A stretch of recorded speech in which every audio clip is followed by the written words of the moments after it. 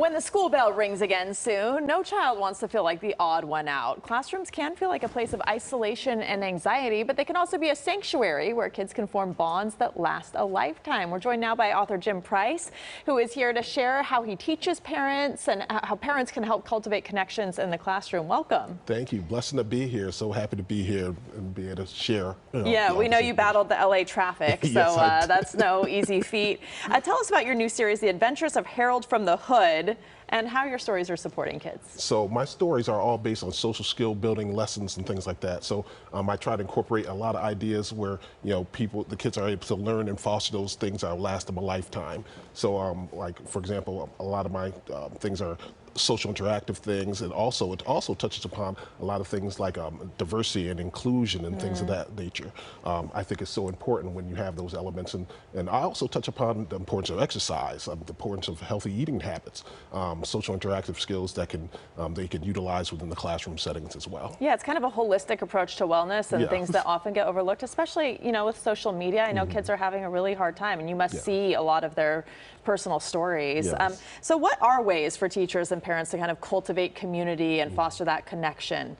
I mean, one of the things is peer-to-peer interaction. So when you have peers interacting with each other, whether it's through sports or just having group discussions or things like that, or having to join a book group, those are elements that bring students together so they can learn more about each other and foster that connection in the classroom.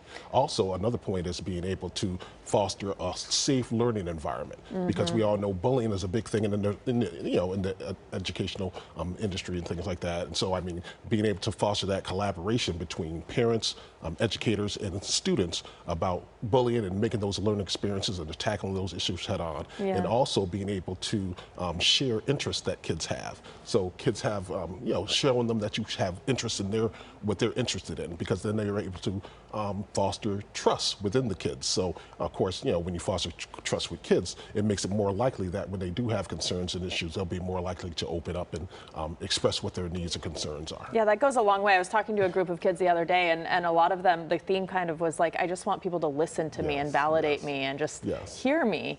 Right? It goes a long way. Have you seen this kind of get worse since the pandemic? I mean, this personal interaction, they're on screens anyway with social media all the time, and then learning on the screens, not being with their peers. Absolutely. I mean, I think the COVID pandemic actually fostered a lot of that too. And even now, as time has gone by, you still see students who are still adjusting to that actual reintroduction into the classroom, integrating it back into the classroom, utilizing social skills and things that they need, since there's been such a disconnect during the pandemic and things. So I think there's still students that struggle with that.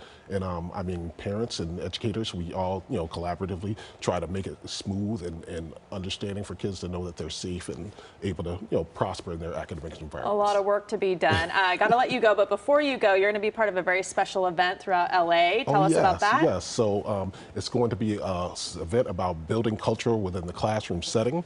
I'm going to be joined with a panel of award-winning authors, children's book authors, Jeanette, but we'll a lot of authors. Yes, a lot of authors. That's all we need to Jeanette know, Bradley, including yourself.